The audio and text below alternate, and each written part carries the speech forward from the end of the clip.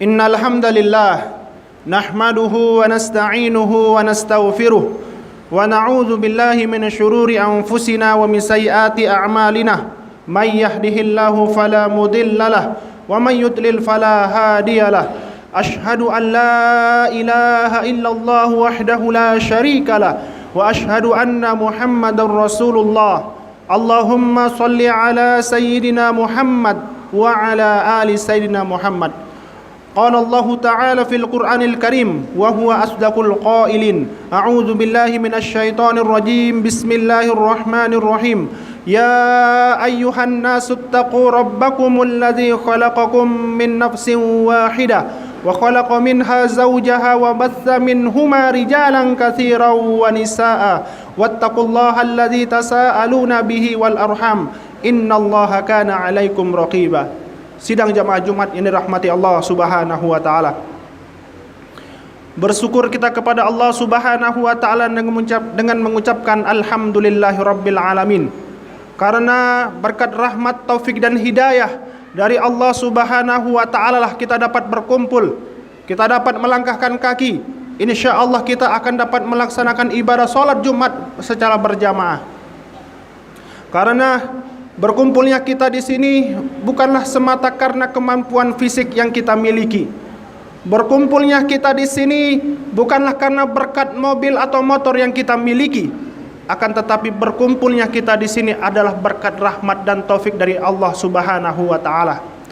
Betapa banyak orang yang memiliki motor, akan tetapi pada akhirnya motor yang ia miliki tidak mampu untuk mengantarkan dia untuk taat kepada Allah Subhanahu wa taala. Betapa banyak orang yang memiliki mobil, pesawat, helikopter dan lain sebagainya, akan tetapi semua kemewahan yang ia miliki pada akhirnya tidak mampu untuk mengantarkan ia untuk taat kepada Allah Subhanahu wa taala. Oleh karena itu, semoga kita termasuk golongan orang-orang yang tahu bersyukur berkat rahmat dan taufik dari Allah Subhanahu wa taala. Sidang jamaah Jumat yang dirahmati Allah Subhanahu wa taala, kemudian selawat serta salam selalu kita lafazkan dan kita ucapkan dalam kehidupan kita.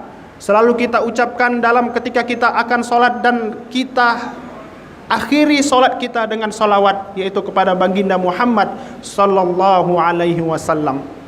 Beliaulah seorang yang telah membawa umatnya minadz zulumat, dari zaman yang penuh dengan kebiadaban, minadz zulumat, dari zaman yang penuh dengan kegelapan ilmu, ilan nur, kepada cahaya, ilan nur, kepada cahaya peradaban Islam. Itulah Nabi besar Muhammad sallallahu alaihi wasallam.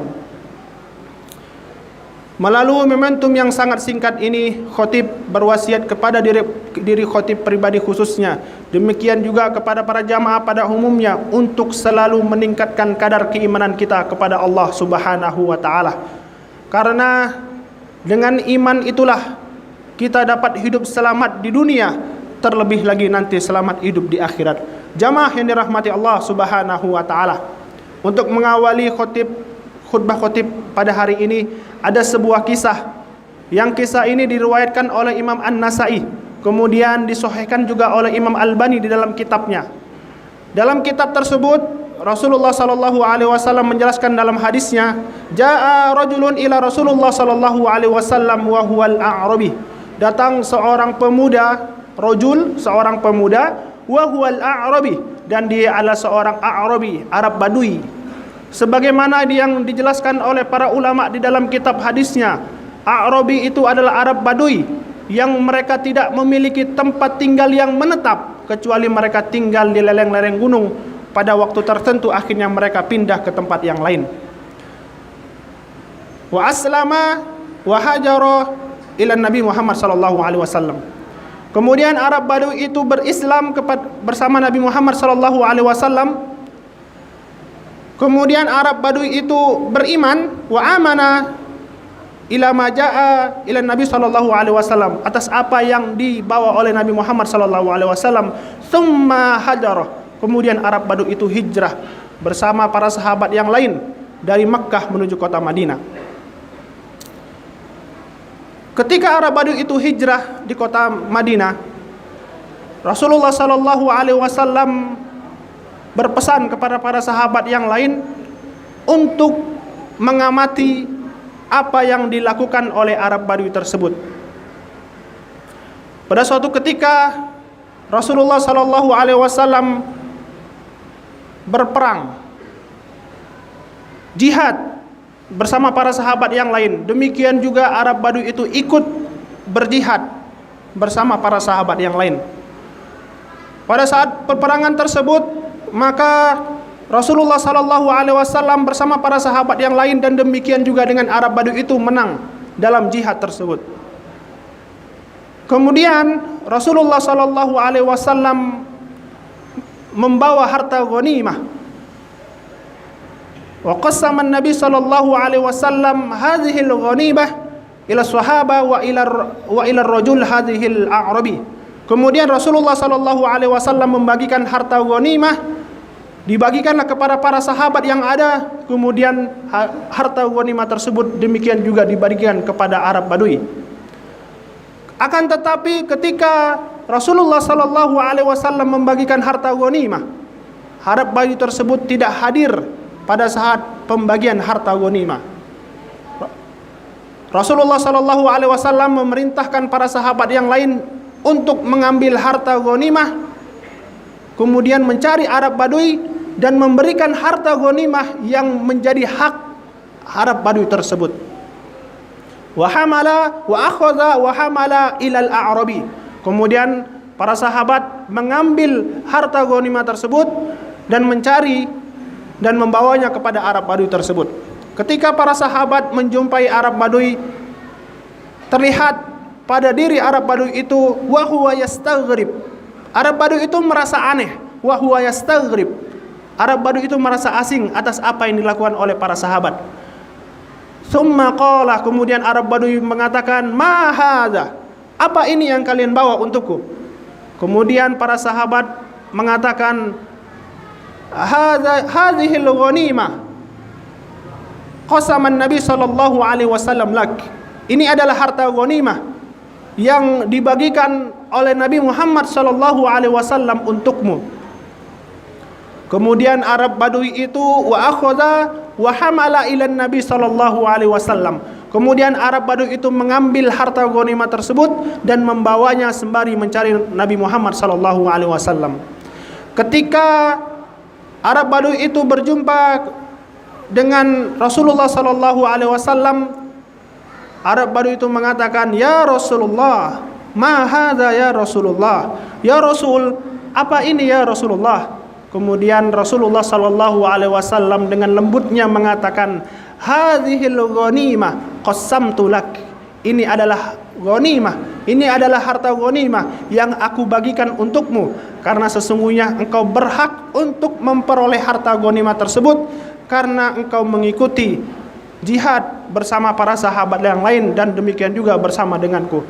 Jamaah yang dirahmati Allah Subhanahu wa taala.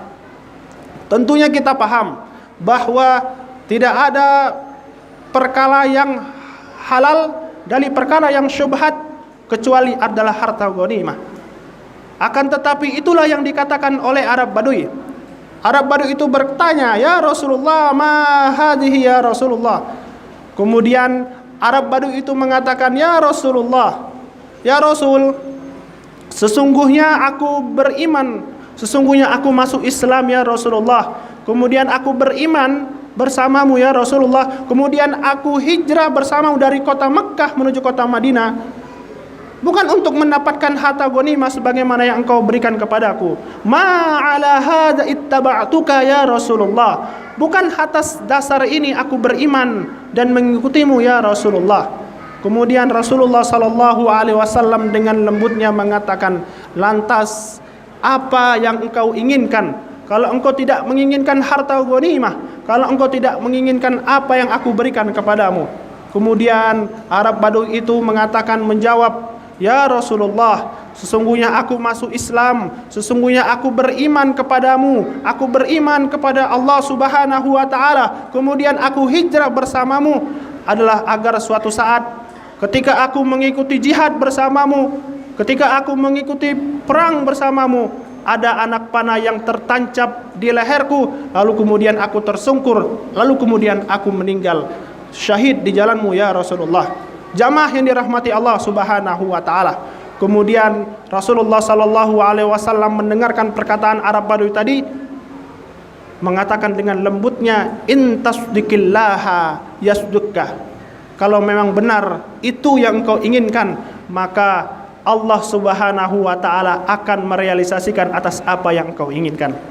Jamaah yang dirahmati Allah Subhanahu wa taala. Lalu kemudian berpisahlah Arab Badui itu bersama Rasulullah sallallahu alaihi wasallam. Hari demi hari berlalu, kemudian terjadilah perperangan antara kaum muslimin dan musyrikin. Terjadilah perperangan dan ternyata Arab Badui itu mengikuti perperangan selanjutnya.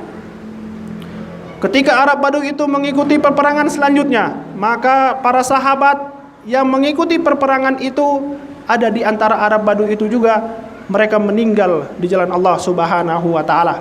Para sahabat yang lain akhirnya membawa jenazah yang syahid di jalan Allah Subhanahu wa taala, dan ternyata di antara yang syahid itu terdapat Arab Badui yang meninggal di jalan Allah Subhanahu wa taala.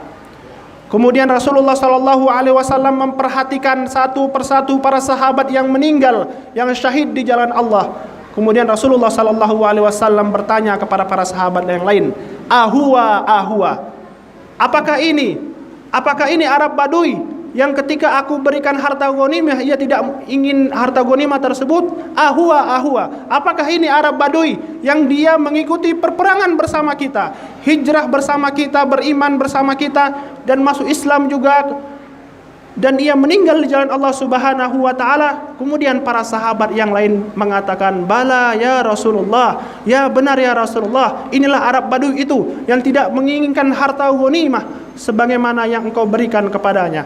Sidang jamaah Jumat yang dirahmati Allah Subhanahu wa taala. Kemudian satu persatu para sahabat yang meninggal di jalan Allah Subhanahu wa taala disolatkan dan dikebumikan. Kemudian Rasulullah sallallahu alaihi wasallam melepaskan jubahnya dan meletakkan jubahnya kepada Arab Badui tersebut. Kemudian Rasulullah sallallahu alaihi wasallam berdoa sembari bersabda, Allahumma hadza abduka, ya Allah, inilah hambamu, kharaja muhajiran fi sabilika, yang berperang di jalanmu untuk membela kalimatmu, wa qatala wa ana syahidun ala dzalika. Kemudian dia terbunuh dan aku menjadi saksi suatu saat ketika engkau menghitung-hitung amalan-amalan yang ia miliki. Jamaah sidang Jumat yang dirahmati Allah Subhanahu wa taala. Dari kisah ini banyak para ulama mengupas tuntas tentang hikmah yang dapat diambil dari hadis ini. Ma yu'khadhu min hadzal hadis. Apa yang dapat kita ambil dari kisah ini? Yang pertama, bahwasannya pecinta dunia selalu menetapkan cita-citanya terbatas pada hiruk pikuk rendahnya dunia.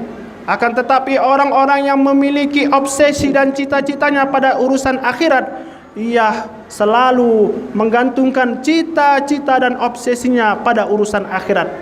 Kita lihat Arab Badui ini, ketika Rasulullah sallallahu alaihi wasallam memberikan harta ghanimah, akan tetapi Arab Badui tidak menginginkan.